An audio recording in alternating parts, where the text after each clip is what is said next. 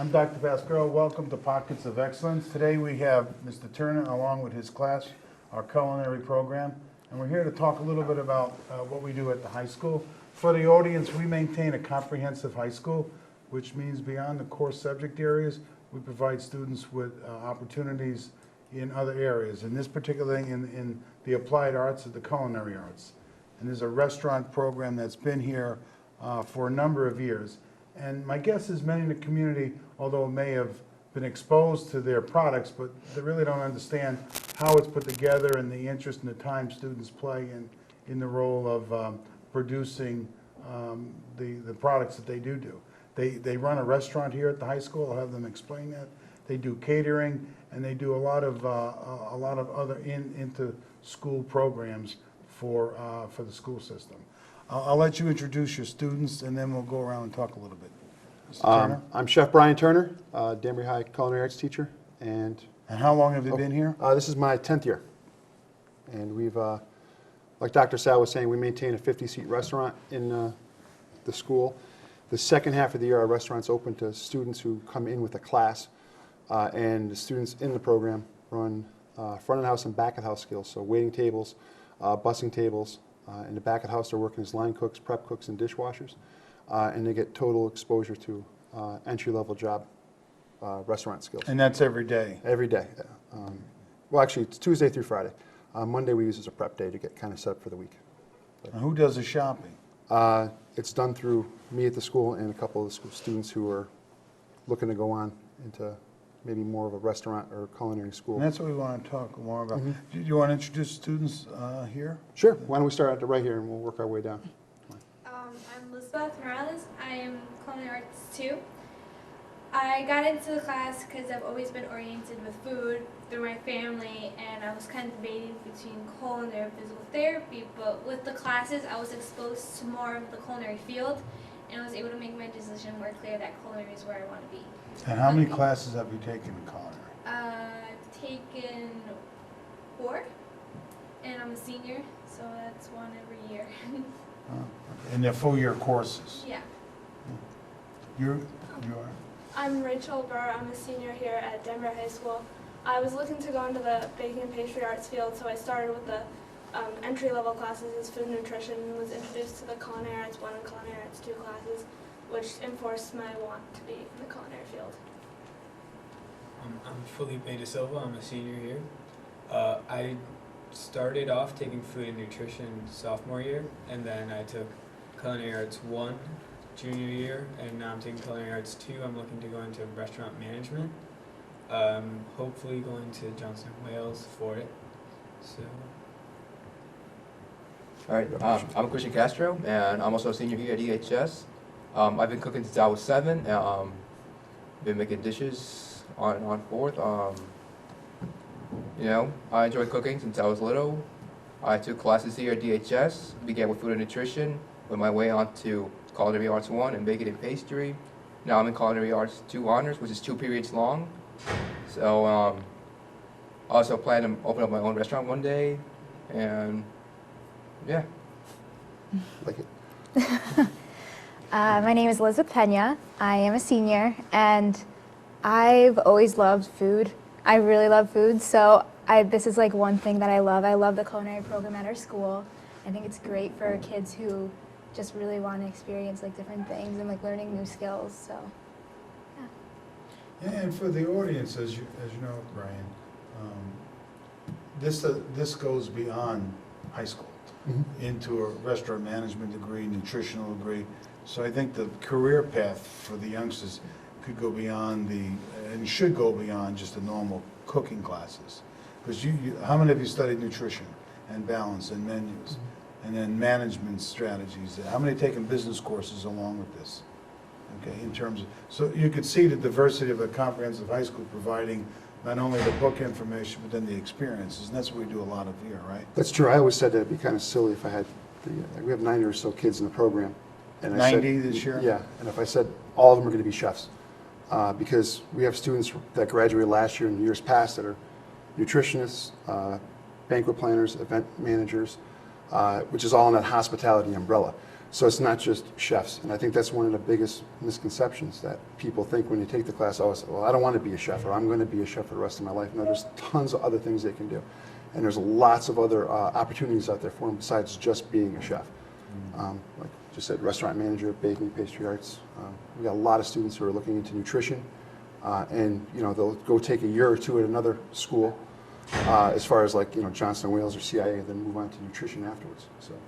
It's a good stepping stone for them. So from the classroom to, from the back room to the front room to the customer, how do you set up classes so that it creates that venue for students? What we end up doing is when we open up the restaurant, we put it out there for teachers to come in and book time. And we have This is second semester? the second semester, pretty much second semester, sometimes a little bit earlier. And what we do is I'll end up booking a time for them in a time slot that they have a class. That class comes in kind of like a field trip for a class period. The students work just like in a regular restaurant. They come in, they drop off their book bag, hair's tied back, hands are washed, aprons on, all that sanitation stuff goes in. Then they go over and look to see where they're working for the day. And there's a duty roster that revolves. So not every student's going to be a chef or a line cook for one day or in the dishwasher for a whole month or whatever. They all rotate through the jobs. So what ends up happening is they get exposure to both front of house and back of house. Towards, I would say, after April vacation, I start doing more of a first come, first serve type of thing, where if you can sign up where you want to work. And that is done a couple days a week just to kind of see what kids are looking for. Some kids, they thought they wanted to be the next Erma Lagasse, and then they realized that that's not for them. They really like working in the front of the house, and they want to wait tables. And they want to work on those skills. So we focus in on that. Other kids realize that, I don't want to deal with any customers today. I don't want to deal with them ever. They want to be in the back of the house, which is perfectly acceptable too. So they go back there and, they'll sign in for that day working in the back of the house. So these are all credit-bearing classes? Yes.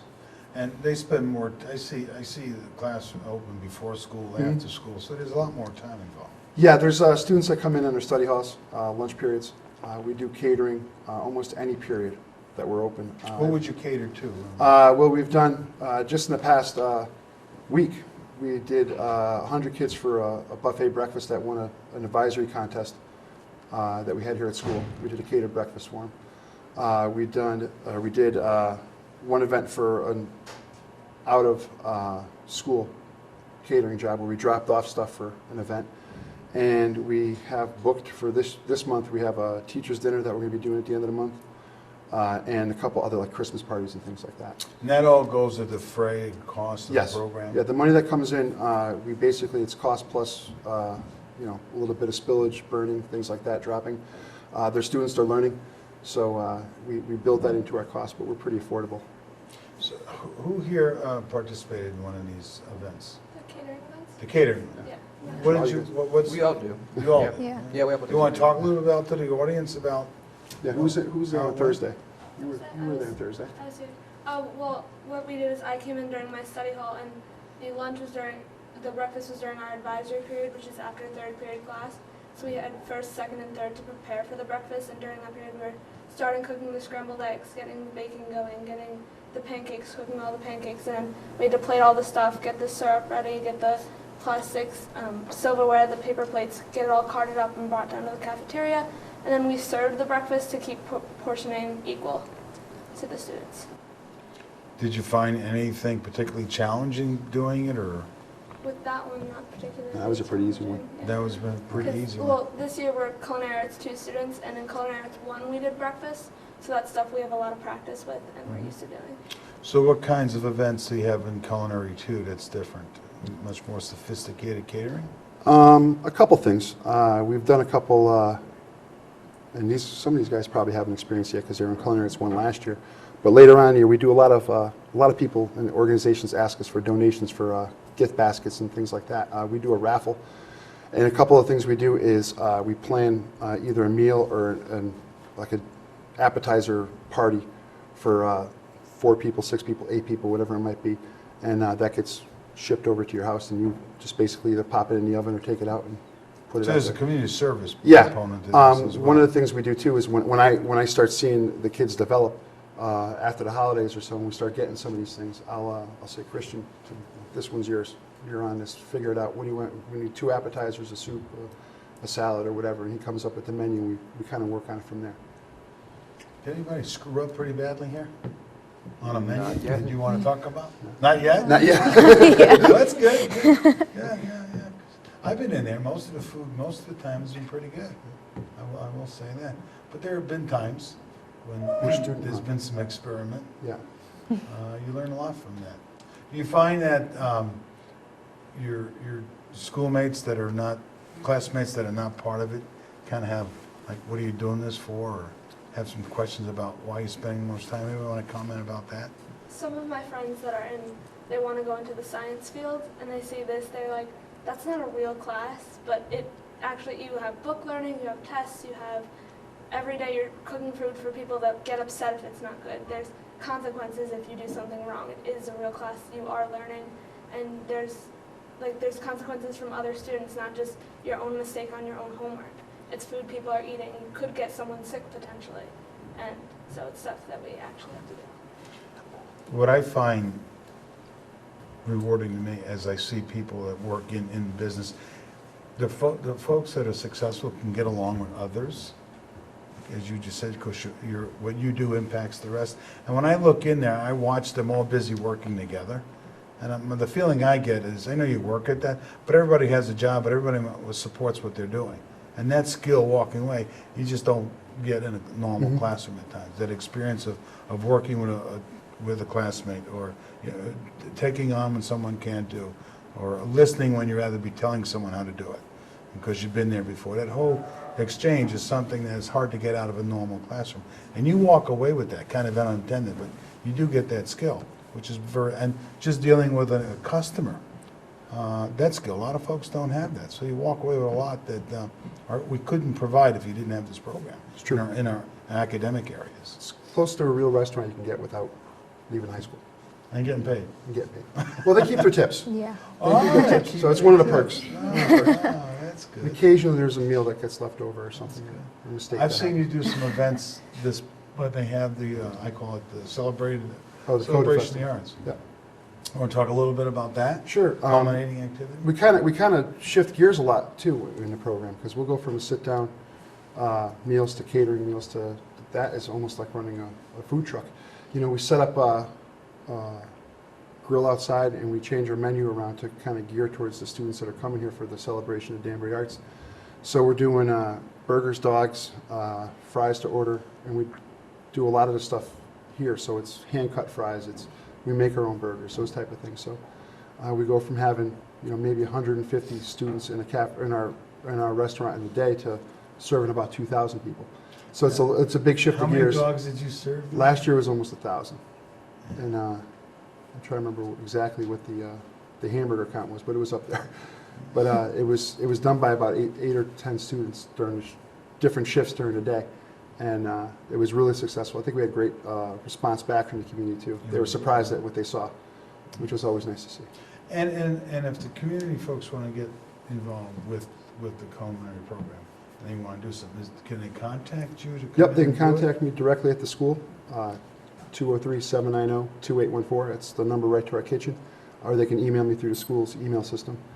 We're more than willing to try something. I mean, if we can do it, we'll try to do it. It's a great opportunity for any one of the students that are here. Not only the students that are up here, but the students that are in the class too. So as you're talking to the audience out there, you have 8th graders watching this for next year. You were on that side. How many went to middle school here? Okay.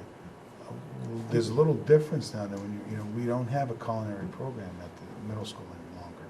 I bet when we were here, did you have a program? Yeah, Yeah. We did. that's what introduced me actually, being able to rotate through music and art, and then we had that little culinary class where we learned how to make peaks, and that's what kind of introduced me to oh, I can actually learn this, I can actually study this. And the fact that my sister now goes to Broadview and they don't have that Yeah. anymore, it kind of just sucks because now they're not open to that experience. They have to wait, and then even once they come to high school, they're kind of because they didn't ever experience that before. So what would you tell them? I'll What tell would- them to, if they have a passion for cooking, even if they just basically just like eating it, And that's how it all starts. You like eating food, you like experimenting, mixing this, mixing that. And if you have a passion for it, then try it. Most people end up not liking it, and they don't pursue it. But I suggest people to try it out. It's really fun and it's a great experience. I loved it my 4 years of high school. So when you came, did you sign up for, did you know you want to sign up for this program when you got here? Well, yeah. Well, we had experience in middle school, and I was like, oh, I really want to do culinary. So I started with food nutrition, and then I did culinary 1, culinary 2. So. Most students, when they come up from the middle schools, take food, nutrition, or international foods first. And they'll take that, and it's kind of like the hybrid. You know, it's kind of, you're doing some stuff for home cooking, you learn a little bit about the sanitation aspects, so you learn a little bit about the business side of it. And there's 3 rooms altogether between all those things, so they see the students interacting. And a lot of our students interact with them too. You know, we share ovens, we share range space and things like that, so they're used to seeing us and we're used to seeing them. And as they progress, you know, if it's one of those things, they got a little bit of a taste of it, that they want more, or maybe they want to move into something else. It's a great opportunity for them. It's a great way to choose the path that they want to take. So this goes towards graduation requirement. Yes. Okay, then they have electives Mm-hmm. that they take with this. Is there any employment opportunities that come during the year that you kind of reach out to these youngsters for them? Or Well, we have students that are working right now in restaurants and food service institutions in Danbury and surrounding Danbury. I do get phone calls from employers saying, you know, I'm looking for a busboy, I'm looking for a line cook, I'm looking for a prep cook. A lot of them are a little scared about hiring someone that's under 18. But one of the things I remind them is schools like Johnson & Wales and Culinary Institute of America always look at us and waive our work requirement because of what we do in the school.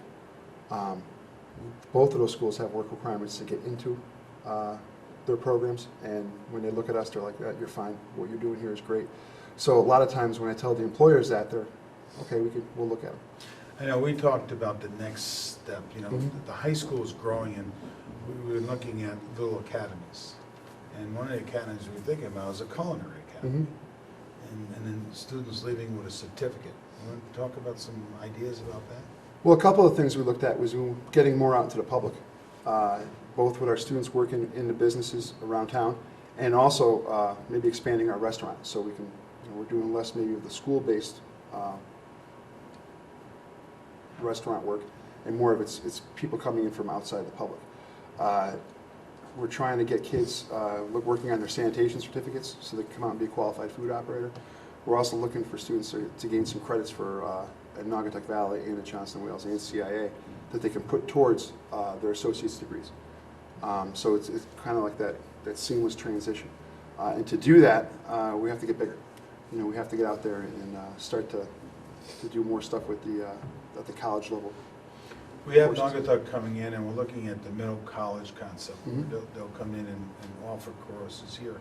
So those opportunities are going to be there sooner than later. So you guys will be gone, though. You'll be doing, but you get to come back and do something for us.